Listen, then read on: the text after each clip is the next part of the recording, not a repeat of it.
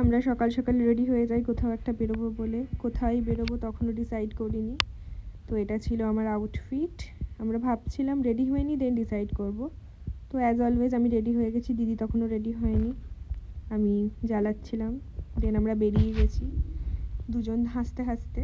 তখন আমরা ডিসাইড করি না, আমরা উত্তরের আড্ডা বলে একটা জায়গা আছে নর্থ কলকাতা, সেখানে যাব। রাস্তায় হাঁটছি এবং অনেক ফুল আশেপাশে রয়েছে। আমরা দুজনই ফুলের অবসেসড মানুষ, দেখতে দেখতে যাচ্ছিলাম। আমরা হাতিবাগান থেকে শ্যামবাজার অবধি হেঁটে গেছি, কারণ আমাদের হাতিবাগানে কিছু শপিং করার ছিল।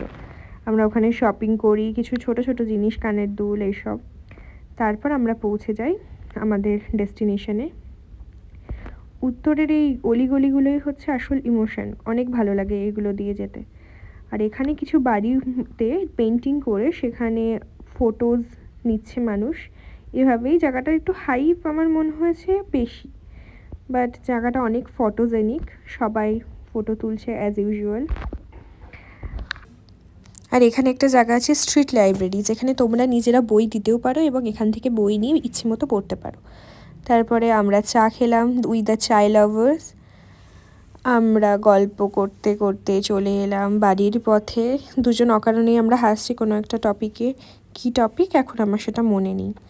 ও, আমরা একটা বেগানভেলিয়া ফুল নিয়েছিলাম, সেই ফুলটাকে নিয়ে ফ্লেক্স করে ছবি তুলতে আসছিলাম। আর এখানে একটা মিউ ক্যাট।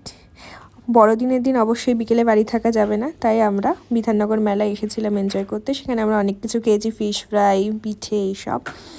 এইভাবেই আমাদের 25শে ডিসেম্বর অর্থাৎ বড়দিন কাটলো। Bye bye.